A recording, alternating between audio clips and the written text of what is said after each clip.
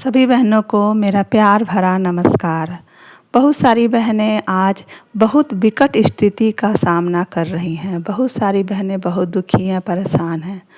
आज मैं अपने जीवन का कुछ ऐसा पहलू आप लोगों को बताने जा रही हूँ जो मैंने कभी जिया था। बहुत स्ट्रगल वाली लाइफ मेरी थी, बहुत मैं परेशान रहती थी।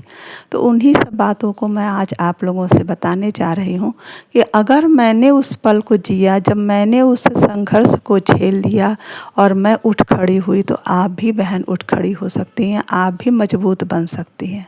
तो चलिए बहनों, वीडियो को स्टार्ट करते हैं। मैं हूँ आपकी सखी, आई हूँ कुछ बातें आपसे करने के लिए इस वीडियो के माध्यम से। तो वीडियो में अंत तक बने रहिएगा और जो बातें मैं बताने जा रहे हैं वो बिल्कुल सच्चाई वाली बातें हैं। मैंने उस पल को जिया है, उस संघर्ष में ज़िंदगी को जिया है और मैंने तो उम्मीद ही छोड़ दी थी कि मेरी लाइफ में कभी कुछ अच्छा होगा या फिर कोई ऐसा समय आएगा जब मेरा अपना कुछ होगा। मैंने तो कभी सपने में भी नहीं सोचा था जो चीज़ें मुझे आगे चल के मिली, क्योंकि मैं जिस तरीके से वो लाइफ जी रही थी, जिस तरीके से मैं परेशान थी, समझिए कि वहाँ से निकलना बहुत ही मुश्किल था। तो ईश्वर की कृपा कहिए या मेरे धैर्य की परीक्षा कि मैं वहाँ से निकल पाई और आज जिस जगह पे हूँ, तो वो पिछली ज़िंदगी से आज वाली ज़िंदगी बहुत बहुत ज़्यादा बेहतर है। तो बहनों, इस वीडियो के माध्यम से वही सब बातें मैं आप लोगों को बताने जा रही हूँ। ऐसा था कि मेरी शादी जब हुई तो बहुत बड़े परिवार में हुई। संयुक्त परिवार तब हुआ करते थे और परिवार में कम से कम कुल मिला कर के 18, 19, 20 लोग तो थे ही। और समझिए कि 10-12 लोग तो सब जेंट्स और महिलाओं को मिला कर के थे, बाकी सब 8, 9, 10 बच्चे थे और एक ही में खाना सबका बनता था। जब मेरी शादी हुई तो मैं बहुत छोटे उम्र की थी, 16-17 साल की एज में मेरी शादी हो गई थी और ससुराल भी गई तो साल भर के बाद ही ससुराल चली गई थी। मतलब समझिए कि 17 साल मेरा पूरा हुआ था और मैं शादी करके ससुराल चली गई।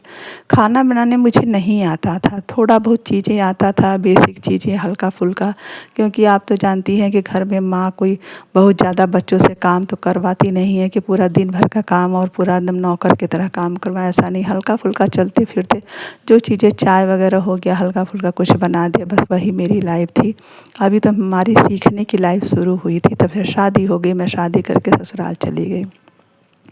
जब मैं ससुराल में गई तो वहाँ पर बहुत बड़ा परिवार था और समझिए कि बड़े बड़े बर्तनों में खाना बनता था। मुझे तो आता ही नहीं था, मैं तो एकदम भौचक्की रह जाती थी, परेशान हो जाती थी।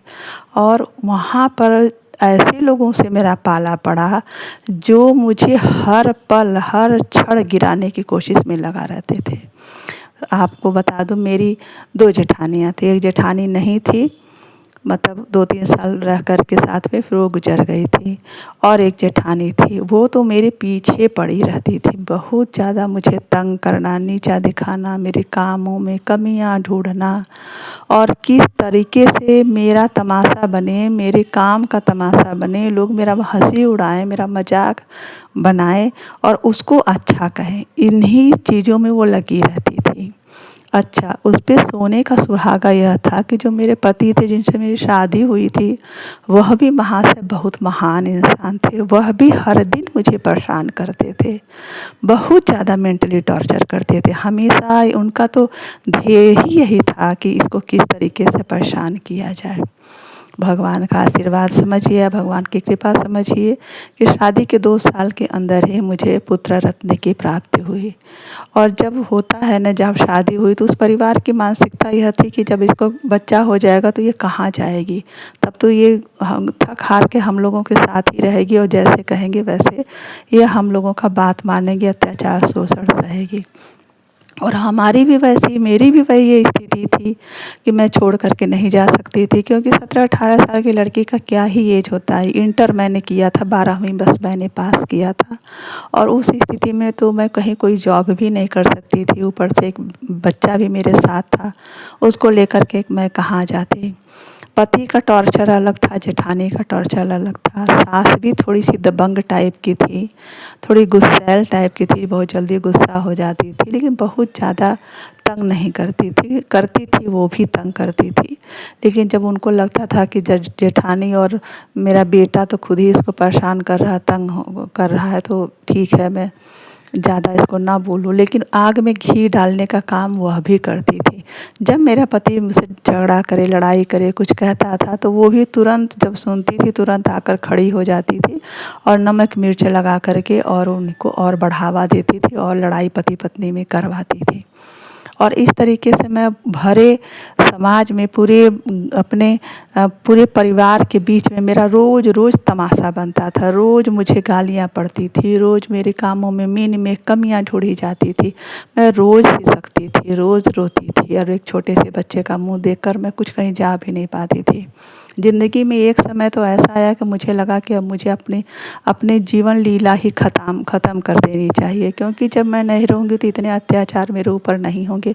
और अत्याचार की पराकाष्ठा पार हो गई थी।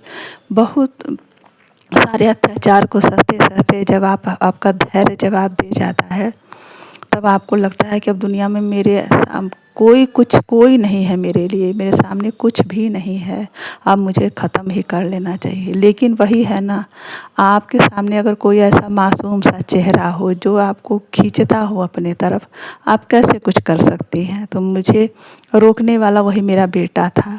मेरे मन में जब ये विचार आया कि मैं अपने को कुछ कर लूँ, तो मेरा बेटा का चेहरा देख कर के मैं रुक जाती थी और रो सिसक करके किसी तरह से उस घर में गुजारा मैंने किया। 13 सालों तक मैंने अत्याचार सही है, 13 सालों तक अत्याचार सही। धीरे-धीरे और जब मेरा बेटा छोटा था उसके बाद फिर एक और बच्चे का हमें प्राप्ति हुई। आप तो जान ही रहे हैं कि कैसे-कैसे दिन गुज़र रहा था। अच्छा, सबसे बड़ी बात ये थी कि पति कुछ नहीं करता था, बेरोज़गार था। बेरोज़गारी के साथ में अय्याशी उसकी अलग तरीके की थी। वो घूमता रहता था दिन भर दोस्तों के बीच में। उसको अपनी पत्नी और बच्चे से कोई लेना-देना नहीं था। उसको परवाह ही नहीं थी कि मेरा बच्चा और मेरी पत्नी मेरा इंतज़ार कर रहे होंगे या वो किस हालत में है, बच्चे को खाना मिला कि नहीं, कपड़ा मिला कि नहीं, पत्नी को खाना मिला कि नहीं, पत्नी को क्या सामान चाहिए, किस चीज़ की ज़रूरत है, कुछ भी उसको लेना-देना नहीं था। ऐसा लगता था जैसे पत्नी और बच्चे किसी दूसरे के बच्चे हैं। हर दिन मैं मानसिक प्रताड़ना झेलती थी। एक बार तो हद हो गई, मुझे बहुत तेज़ पेट दर्द हुआ और मैंने अपने पति से कहा कि मेरे लिए दवा ले आइएगा, और पति मेरा चला गया, कुछ बोला नहीं, गया और दिन में 2 बजे के करीब आया और तब तक मैं पेट दर्द से तड़प रही थी। तो मैंने उनसे पूछा कि दवा आप लाए? तो वो बोले कि नहीं, दवा तो नहीं लाया, तुम मर तो नहीं गई ना, ज़िंदा हो ना, तो फिर दवा की क्या ज़रूरत है। अब बताइए, किसी का पेट दर्द कर रहा और वो उम्मीद लगाया हो सुबह से कि मुझे दवा कोई ला कर के देगा, और पति आकर के बोले कि इस तरह की बातें, तो वो औरत टूट नहीं जाएगी अंदर से। इस तरह से बहुत सारी बातें हैं, लेकिन मैं अपने बेटे का मुँह देख कर के रुक जाती थी और कुछ नहीं करती थी और सब सहती जाती थी। मुझे लगता है भगवान को भी मेरे ऊपर तरस आ गई। बाद में क्या हुआ कि धीरे-धीरे पति पढ़ाई में भी थोड़ा किसी तरह से वो पढ़ रहे थे। पढ़ाई के समय में शादी हुई थी, पढ़ाई मेरे पति की चल रही थी, लेकिन उनको काम करने के प्रति कोई रुझान नहीं था। उनके कोई अंदर शौक़ नहीं थे कि मैं कुछ काम करूँ या कोई बहुत बड़ा उनके कोई लक्ष्य थे, ऐसा कुछ नहीं था। बस वो एग्ज़ाम देते थे और किसी तरह पास होते चले जाते थे। लेकिन कुछ समय बाद ऐसा समय आया कि किसी तरह से उनको एक जॉब मिल गई, और उस जॉब जब मिली तो उसके बाद मैंने वहाँ से फिर किसी तरह से कह सुन करके बच्चों का वास्ता दे के, बच्चों को पढ़ाई का वास्ता दे करके वहाँ से निकल करके मैं उस परिवार से निकल के जब बाहर आई, तो थोड़ा बहुत मेरा सुधार हुआ, क्योंकि वो माहौल चेंज हो गया। जो पति को उस माहौल में सुकून मिलता था, वहाँ पर ऐसी मानसिकता, ऐसी सोच थी लोगों की कि पत्नियों को दबा करके रखा जाता है। औरत पैर की जूती होती है, मर्द के पैर की जूती होती है औरत, इसलिए उसको प्रताड़ित किया जाना चाहिए, उसका शोषण किया जाना चाहिए, उसके ऊपर मानसिक और शारीरिक अत्याचार किया जाना चाहिए। तो इस तरह की प्रवृत्तियाँ, इस तरह की सोच के लोग थे। लेकिन बाद में मैंने अपनी हिम्मत नहीं हारा। मैं हर दिन भगवान का शुक्रिया अदा करती थी कि हे प्रभु, आपने मुझे बहुत प्यारा बच्चा दिया है, मुझे जीने का सहारा दिया है। अगर मेरे पास ये बच्चा ना होता तो शायद मैं धरती और दुनिया छोड़ चुकी होती। लेकिन मेरा बच्चा ही मुझे ज़िंदा रखा और धीरे-धीरे वो परिस्थितियाँ बदलने लगी। लेकिन परिस्थितियाँ बदलने में काफ़ी समय लगा, 13 साल का समय लगा। 13 साल के बाद धीरे-धीरे सब कुछ सुधरने लगा और आज की स्थिति ऐसी है कि आज मैं बहुत मजबूत हूँ, मेंटली मजबूत हूँ, शारीरिक तौर पे मजबूत हूँ। मैंने पति से उम्मीद रखना ही छोड़ दिया। मैंने 13 सालों में इस चीज़ को जाना और समझा कि यह व्यक्ति, इससे कोई अपेक्षा नहीं रखना है। जितने ही मैं इससे अपेक्षा रखूँगी किसी चीज़ का, उतना ही ये मुझे दुःख देगा। ये हमेशा इसी तलाश में रहता है कि किस तरीके से इसको मानसिक रूप से परेशान किया जाए। जब मैंने इस स्थिति को समझ लिया तो अब मैं बहुत खुश रहती हूँ और अपने काम में रहती हूँ। अपना जो मेरा दिनचर्या है, जो मेरा काम है, मैं वो करती हूँ। अपने बच्चों की देख-रेख करना, अपने बच्चों को देखना, संभालना, उनका ध्यान देना और अपने काम से काम रहना।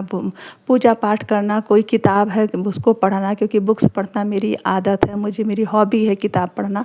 तो मैं बुक्स पढ़ती हूँ, गाने सुन लेती हूँ, कहीं घूमने अपने मन से निकल जाती हूँ और अब मुझे परवाह नहीं है। जब मैंने स्थितियों को देख लिया कि किसी का परवाह करना ही नहीं चाहिए, परवाह करके तो मैं बहुत दुखी हूँ, तो सारी परवाह करना मैंने सबका छोड़ दिया। अब अपने मन से मैं रहती हूँ, अपने हिसाब से रहती हूँ। अब जो मन होता है वो करती हूँ और अपनी बाउंड्री मैंने सेट कर दी है। अब मैं अपने पति को ये अनुमति नहीं देती हूँ कि आप मुझे गाली दीजिए, मुझे मेंटली फिजिकली टॉर्चर करिए। जैसे ही मुझे लगता है कि कोई मुझे टॉर्चर करने वाला, मैं तुरंत उस पर बोल देती हूँ। तो बहनों, जब मैंने इतना संघर्ष करके उठ करके खड़ी हो गई, आप क्यों नहीं कर सकती हैं? आप भी कर सकती हैं। आपके अंदर भी वही ऊर्जा और शक्ति है।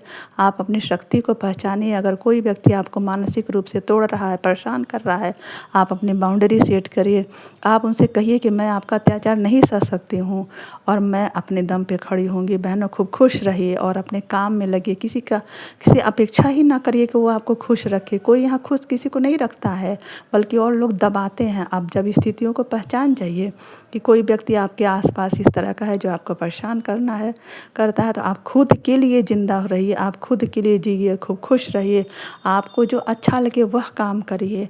आप लोगों से मिलिए, जुलिए, पढ़िए, किताब पढ़िए, अपनी हॉबी को, अपनी शौक़ को फिर से ज़िंदा करिए और ज़िंदगी का आनंद लीजिए।